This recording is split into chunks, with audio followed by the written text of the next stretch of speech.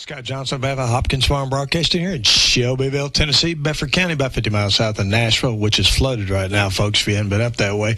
25 miles south of Murfreesboro, in the lovely and unfortunately sunny Green Hills right now, because that sun coming out before that front comes in is not a good thing, folks. So that tends to get a little turbulent weather later on. So y'all keep your eye to the sky and be safe out there and be prepared. I think there's more coming later this evening. But like I said, if you're going to Nashville, all the interstates going from Shelbyville up that way, we're all backed up quite a ways this morning because of accidents and the weather and all that kind of good stuff. So be safe out there, folks. We've got our Bedford County Mayor, Chad Graham, in here to talk about a special topic today. And, well, good morning, Mayor. Good morning. Good to have you in here. And I know you guys have been busy, always something going on, never a dull moment. Have you been bored yet? We haven't quite reached that status. I know. One day, I think if you got bored one day, you go, okay, what's the issue? And then the phone rings, right? That's right. And it's a lot going on. County's gotten big. What are we, about 51,000 now? 52,000, something like that? Close. Yeah, we're more. You know, when I grew up here, it was 28,000. Shelbyville was 12,000 or 13,000. Yeah, it was about half and half between the it's doubled since, I don't want to say how long ago that was, but that was before your time, but not a whole lot before your just time. Just before my ability to remember time. But I know one of the, and of course I know when you got elected and your core things that you want to make sure we're going on here to improve the quality of life here in Bedford County, and obviously is what? Public safety, education, and infrastructure. So, which is sort of a broad topic.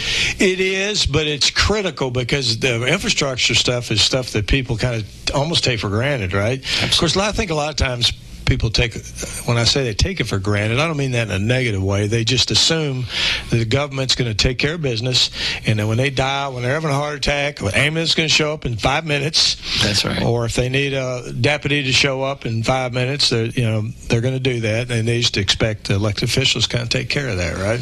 That's right. And I know the topic you want to talk about today, and it's near and dear to my heart too, is public safety communications.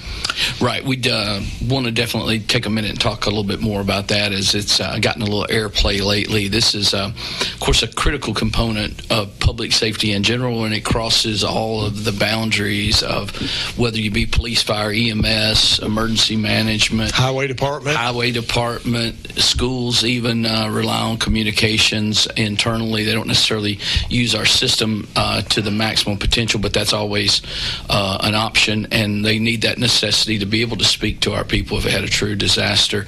And then you fold in, and particularly your background really zeroes in on this, but mutual aid and assisting our sister agencies, our sister counties as disasters happen, really not even just here in Tennessee, but you guys have gone beyond even to other states, depending on the nature of the disaster. You know, for years, whether it was the federal government or state government, have tried to work out programs where we saw the flooding in East Tennessee. It was horrible over there. A lot of counties from Middle Tennessee went and responded over there to help those folks, because you can never, ever afford enough resources for those kind of major disasters in a county by yourself, so you rely on your partners in other counties. And when they come in there, you have to have communications. I mean, that's a critical piece, to deploy resources, to rescue people, whatever it is. And the government's tried for years to figure out a way that would be very interoperable, is the term that I like to use. Yes. They've tried different radios, but, and there's different bands, and I'm not going to get real technical about VHF, UHF, and all the different things. And they come in and they have VHF, but you're on UHF. And I know the state of Tennessee's been working really hard for a few years to come up with a unified system that counties could actually use as well. Right, and we know all the way back to 9/11, which I don't take pride in having been in public safety during that time that our nation faced this kind of issue, but all roads again led to breakdown in communication. Yep. May have allowed it to happen, but even beyond that, once the services were engaged. There was a lot of difficulty in cross-communicating and talking and understanding who's where and what. And one of the things that come out of that... I remember that day. Yeah, I know you do, and I was working that day as well here at the local level. But one of the things that came out of that at one point was almost the briefcase deal that had the ability to put portables in it where they were linking in time because of some lessons learned, even at the national level. And, of course, we never forgot that. They've continued to train and emphasize every opportunity you have for interoperability or the highest possible standard for communication. And really, in this day and age, including technology in that is the critical component that we should always be driving for. So for many years, we've been on this journey and understanding that there's got to be always embracing whatever the latest technologies are to go with that. Well, along those lines, and it was not long after that, or a few years after that, of course, Bedford County went to what's called a simulcast system, which was at that point the state of the art. Not anymore. Correct. But it was at that point, and because I remember Williamson County was getting it, and they asked me what we had. When I told them we had that, they went, "You do?" Like Bedford County. But, I mean, the bottom line is, at that point, but much like any IT-type technology or anything, of course, it gets dated, and the system we have is at end of life. Yeah. And I know you guys have been working to replace that system. Well, and even thinking about what you just talked about, we did have a significant investment upgrade. And I don't remember the year it was. It might have been 2006, 7, 8? 7. Okay, so bam, there you go. My mind's not that good.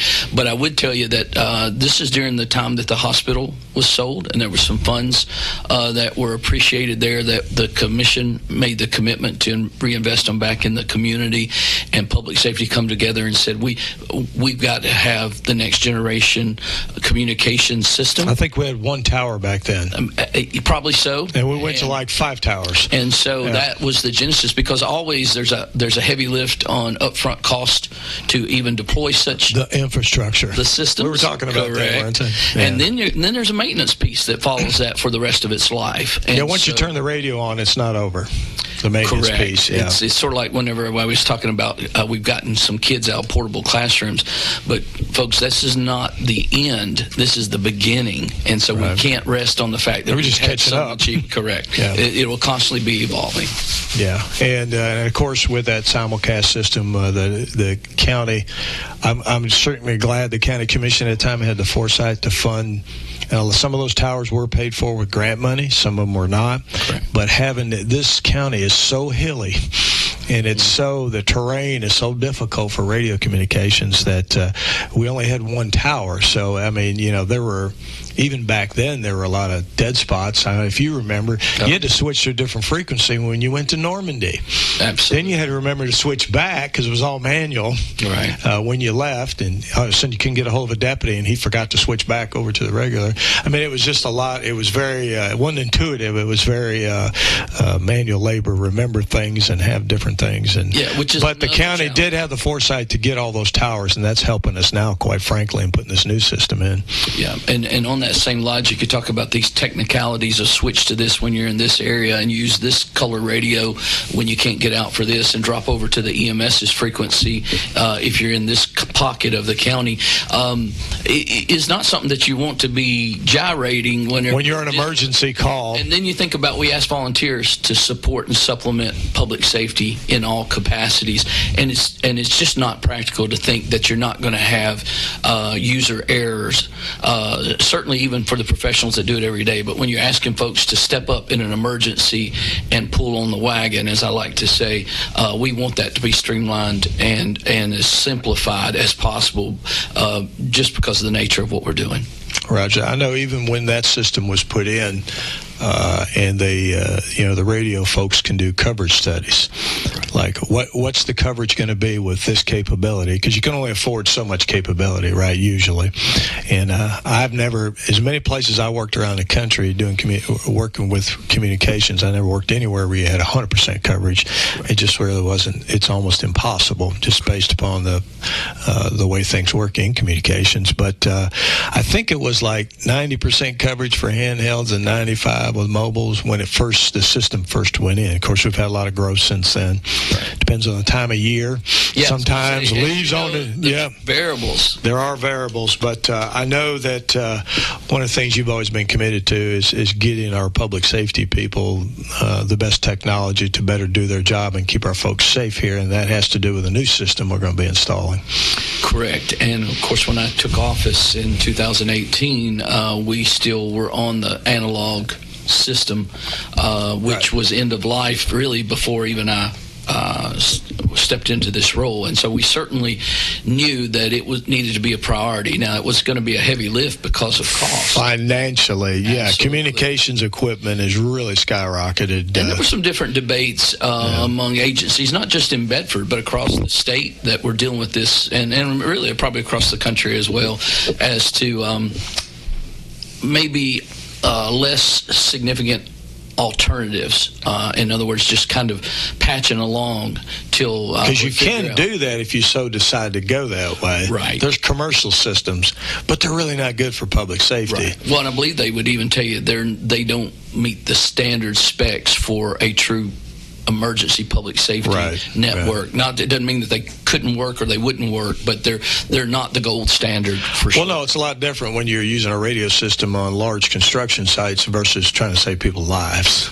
Exactly. Reliability and things like typically that. The redundancies and the integrity that's built within their systems, both software and hardware, I think are the things that make it rise to, and you be more familiar with this, but we talk about military spec when it comes to things. There's a lot of things that you can buy, and then there's the military grade. And to look at it on the surface, sometimes it looks very similar, maybe just the same, but there's a lot of behind-the-scene things that close the gap on that specification and expectation. Well, those handheld radios have to be able to survive when you're rolling around on the ground wrestling a 250-pound dude trying to get him in a patrol car. I mean, that's just one example. Right.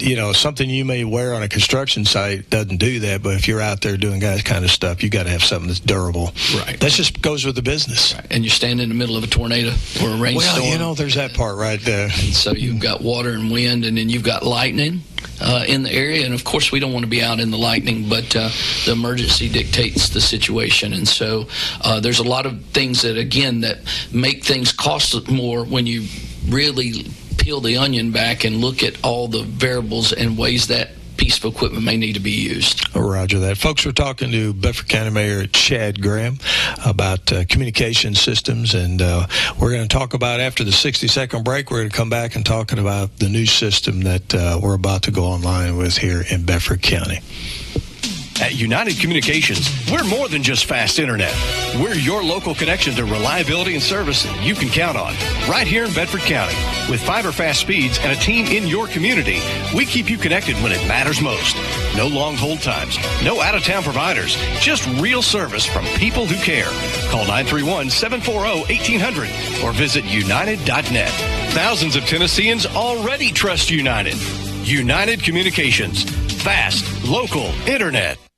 Kincaid's is proud to offer Beauty Rest Black to our customers. Beauty Rest Black represents a leap forward in bedding with sleep climate technology keeping you cool, and triple-stranded pocketed coils to give you luxurious support all night long. Wake up refreshed and ready to take on the day with a new Beauty Rest Black mattress from Kincaid Service Company. 400 Madison Street, Shelbyville, across from the Speedway gas station. 931-684-5662. When's the last time you've seen the eye doctor? Don't wait. Whether it's little Carter's first pair of glasses or keeping a good eye on your vision health as you age, your eyes are a precious thing. See personalized care for the whole family and friendly faces at Dr. Hasty Family Eye Care on 605 North Main in Shelbyville, across from the U.S. Post Office. Striving to bring you excellence in optometry every single day. Don't put your family's vision off. Make an appointment today at 931-684-2020.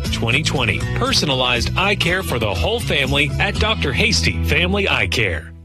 Folks, this is Scott Johnson on behalf of Hopkins Farm Broadcasting here in Shelbyville, Tennessee, Bedford County. We're talking to Bedford County Mayor Chad Graham about communications, public safety communications in particular, and communications infrastructure here in Bedford County. And as we were talking, Mayor, as we went to the break and talking about making sure our folks have to hear what's best available to better serve the public here. And I know that a decision was made to go with the Tennessee Advanced Communication Network. We all call it TACN in public safety, which is the state of the art. That's the main thing. There's a lot of benefits with it. State of Tennessee actually pays for a lot of things.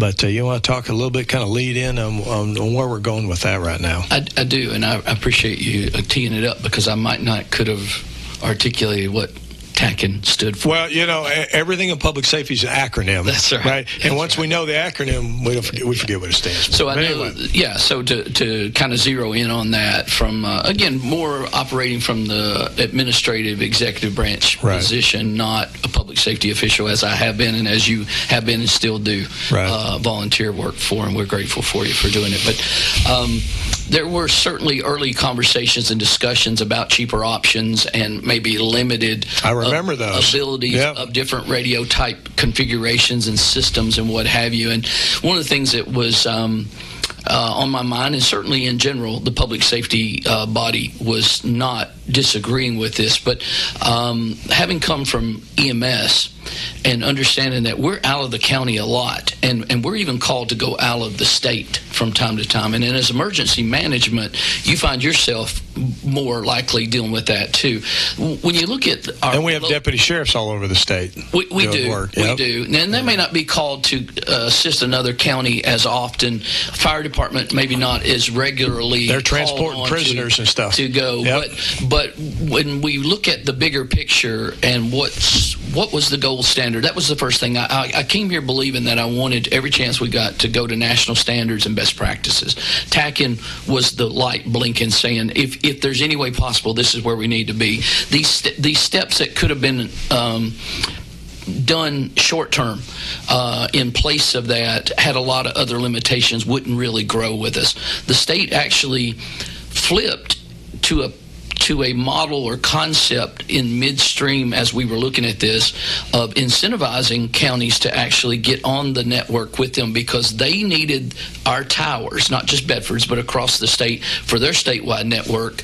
And there was some fees originally associated with using their TACN system, and they've since put those aside and even agreed that if you would build your system according to their specifications and standard using their sole source Motorola product and system, that they would be willing to take your network on and be responsible for those upgrades and assisting and the user fees in the future. So that really sealed the deal. Because we were reluctant, I think, before that, because the user fees are very expensive. Yeah, we just couldn't. Even at $200 or $300 a year per radio, when you think about per radio, you're talking about a lot of money. Hundreds and hundreds. Not counting the fact that our network had to be built out because we were on the analog system. So between that, we knew that was where we needed to be, and then we were working to get there.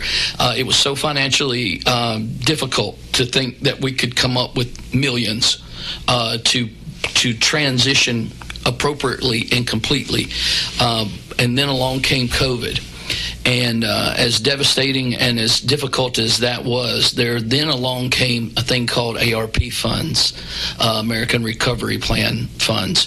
And that actually opened the door for us to take those, because they were supposed to be invested in infrastructure. It lined up for us that could be a funding source for us to actually go to the gold standard, go into the state's network and system, and then we would have some resiliency, and we would have some partners in the future that would make it much easier to manage costs and have the best chance to be at the highest standards of communications going forward, because the state is going to manage the system going forward. So it involves, and I know this, going to the most advanced communication systems to improve our folks' capabilities and what they're doing and responding, taking care of our residents, and not with a property tax, correct, but with the federal funds that we were provided I know they had to be spent on infrastructure. So this is obviously infrastructure, because that's what it's going into. Absolutely. So I just wanted to clarify. Yeah. Okay. And it's public safety. So it was a double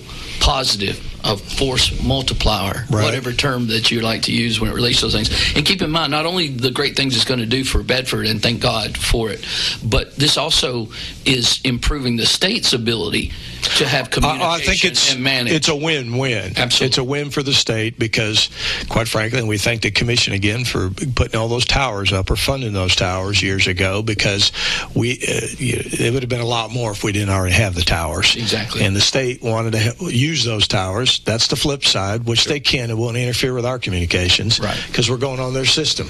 Correct. Because I don't want to get into talk groups and all that kind of stuff, right. But there's a way to do that infrastructure-wise. Right. When I talked about that suitcase with the little, where you put them in, a lot more sophisticated now. The state will be able to do that, and actually, I'll use the word dial in Bedford to Coffee or Lincoln or wherever we may need to be if we had a true disaster emergency. And then I would even believe that if there was a national emergency and somehow Tennessee needed to be connected to Florida, that again, we've sent ambulances all the way to Florida during flooding disasters of hurricanes, and we've gotten down there and not be able to communicate. You got 50 ambulances sitting in a parking lot, and no three of them can't talk to each other as far as through their own radios. And so again, it's just whenever we look at building the network and casting the web for the future, this is the right approach. But there are difficulties whenever you're deploying such a significant system. Well, and I think a lot of counties have decided, with the way the state's going to pay for the user fees and stuff, deciding to go to this system. So there's a lot of folks right now trying to go to it, just like we are. Right, and obviously I'll use the word growing pains, but the state's had growing pains in deploying it from their side. Motorola, obviously, the large organization that they are, and the amount of interest by counties all at one time to come on has given them some challenges as well. So it's made for this to take longer than I think it should have took. We've been on it from day one. We made some decisions about who would monitor that, who would be our contact point. We'd make sure our financial structure would support whatever our piece of that was. We've even done training. We're talking about having inventory so that we don't have to rely on other sources going forward for the basic things of keeping our equipment up and moving and transitioning. So the structure is in place, the deployment is ongoing, and we expect in short order for Motorola to be at the finish line. Well, and I know Motorola has, quite frankly, admitted to you that they've had internal issues. Absolutely. Trying to deploy this, and I will say they're owning it right now. They are, and they're going to be at our next public safety meeting to answer questions for any folks that have technical or specific questions to Motorola as to some of the challenges and difficulties and things that are still left to be figured out as we go online with the system. You know, I was glad to see, and somebody had mentioned the other day, and I hope they do, that the city of Shelbyville's testing TACN. Correct. They reached out to us way before now, and they certainly have reached out lately, saying that they want the opportunity to be on that system, understanding that is the gold standard. That would also close the gap on communication difficulties they have between our officers or our side of the government. And there's just a lot of reasons why this was the right solution, but unfortunately it's so complex that it has given us some difficulties that we didn't want, and we have worked hard to overcome, and we're near the end of that. We believe, certainly Motorola says, that we're in the final stretch of this. Absolutely, and like I said, I'm glad the city of Shelbyville, and I know you'll work in cooperation with them. If they need to come online, they have to buy their own equipment. Correct. But they can still be able to use the system once we're online. It's in the best interest of public safety for us all to be able to communicate when it's appropriate. It's also important to be isolated for your own daily operational functionality, and this system provides that as well. They can have the independence or isolation probably is not the best word, but as you say, there's banks, and so we don't necessarily have to hear their traffic. They don't necessarily have to hear. Both can easily flip to their traffic. But we can at any time when it's appropriate or necessary, given the circumstance or the situation. It's just the right thing to do. That's why we took the commitment early on that was where we were going, and we've had some difficulties that really were out of our control, but probably out of a lot of people's control. You know, sole source makes things difficult, but the state said Motorola was the equipment, and we don't disagree. Motorola is a high standard for equipment, no question about it. And then we've definitely seen, and not just in electronics, but in actually electrical and all kinds of building supplies. It continues to be a problem. Buying patrol vehicles. Yeah, the lead time, buying fire trucks. Lead time, 2 years of patrol vehicles a year when it used to be like 30 days. Yeah, 60 days, 90 days, or maybe one was somewhere that you could even go by. Those days are not anymore, and there's still supply chain challenges all over the country and the world, and we're seeing now even another ripple potentially in how that works for all kinds of things, not just communication equipment. Well, and I think what industries have done, those large industries, they don't stock large inventories of, like, okay, ship 50 vehicles to Nashville or do whatever. They kind of manufacture in real time, which means there's a backlog all the time. And we've seen that in so many sectors, like you just said, on the lead times. Yeah, it kind of started with COVID, but it's continued even after that. Yeah, and I think that business model in the auto industry is called just in time or just on time. Right. They don't want those parts. They don't have warehouses to store parts. That's right. Just 24 hours to 48 hours prior to that part actually being put on that vehicle. And so when you've got to have those kinds of logistics and the ability to produce in real time in very short windows, it was difficult when there weren't supply chain concerns, and then COVID really turned all that on its head. And I would argue, and you look at the national data, don't believe what Chad says, but it's still a challenge that is trying to be worked out, and it's more sensitive depending on the nature of the equipment. But a lot of our tech stuff comes from overseas. It does. And one of the things I did want to mention, too, and this is something I recall when we went to this, but as we were trying to work into a new system over the last period of time, there's also was a system that we funded, we the county, called Tango, which is a backup system that goes on your cell phone. You can actually do radio communications on your cell phone in case something happened, one of the towers went down and there's a cell tower in the area. So it provides that redundancy in case there was a failure with the current system. And maybe even some coverage blend if the cell signal happened to be... There's places radios work, cell doesn't. There's places cell works, radios don't. Correct. And for those of you that have never worked in public safety, especially in a hilly county like this, there's never 100% coverage with cell phone or radio coverage. But I know that was something that you all did in public safety to make sure that there was that redundancy there in funding. Correct. And that is in place, and it has been for several years, and has been leaned on. I think the ice storm was one of the situations a year or two ago that it kind of froze up. It didn't take down our system, but it froze up. I think some of our... the cell towers were still working. And cell towers were, and so you had some opportunity. So it's unfortunate. And even under the best case scenario, there will be, I used to refer to them as dead spots. They probably got a more appropriate term for that now.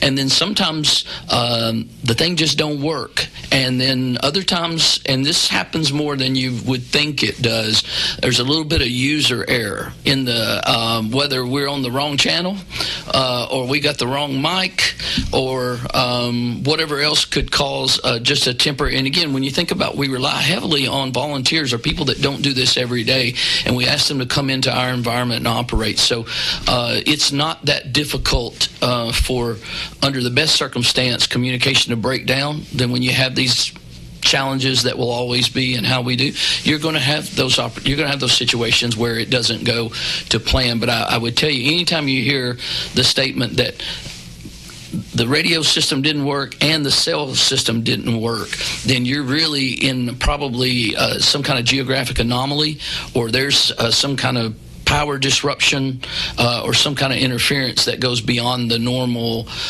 pieces of that. But there's still places. I've been standing looking at cell tower and not have cell service. So you can't... Because that does depend on... It's like a cone effect, right? Right. You can stand under a tower and not have reception. Right. A cell tower. And to your point we were talking about earlier, I guess the position of the sun, the time of year, but particularly leaves on trees and other obstacles that wind up growing up in an area where that used to be fine. We didn't have trouble there. Now all of a sudden it seems like we have got intermittent issues. Systems will drop offline and come back online by themselves. Sometimes they'll drop offline and not come back on by themselves, but the system doesn't catch it immediately because it reroutes itself. And so there's just going to be the things that go with technology.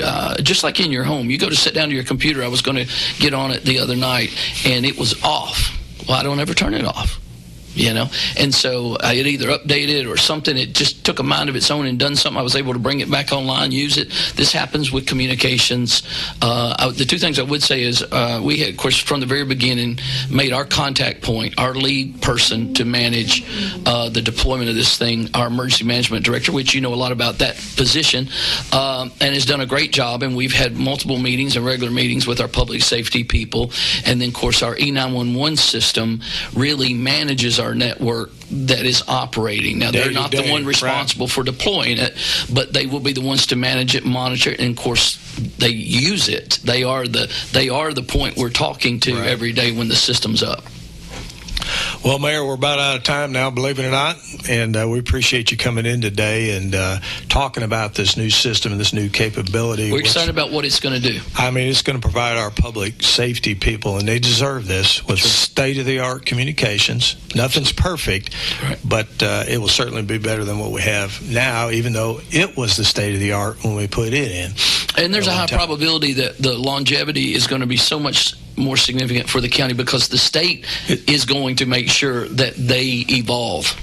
And we appreciate them paying for that. Absolutely. And with the upgrades and the user fees, and when you study all the communication system, this is absolutely the right way to go in communications here to make Bedford County a better place to live and work, and quite frankly, to keep our people safe here and make our first responders safe as well. Yeah, and we will work with our first responders across all of the spectrum of Bedford to make sure they have an opportunity to be on this system in whatever is the most appropriate manner. We appreciate you coming in today. I know folks appreciate what you and your staff do to make Bedford County a better place to live and work. This is Scott Johnson on behalf of Hopkins Farm Broadcasting. We've got 11 government-related talk shows every month. Tune in here and actually hear it straight from the horse's mouth on what's going on here in Bedford County. Until next time.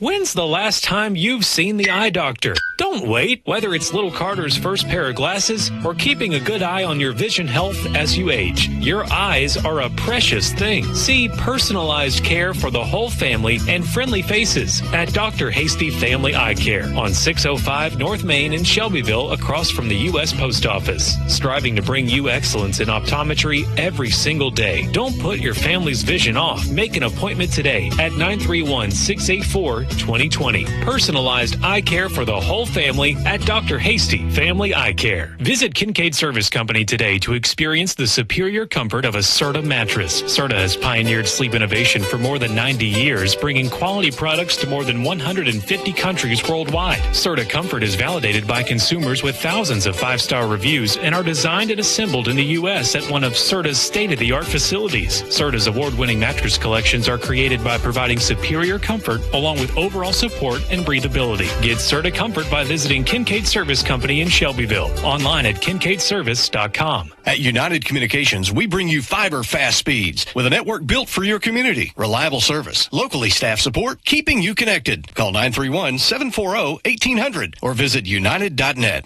United Communications, fast, local internet. Hometown tradition since 1959. 98.7 and AM 1580 WLIJ. On the App Store and Google Play at WLIJ 98.7.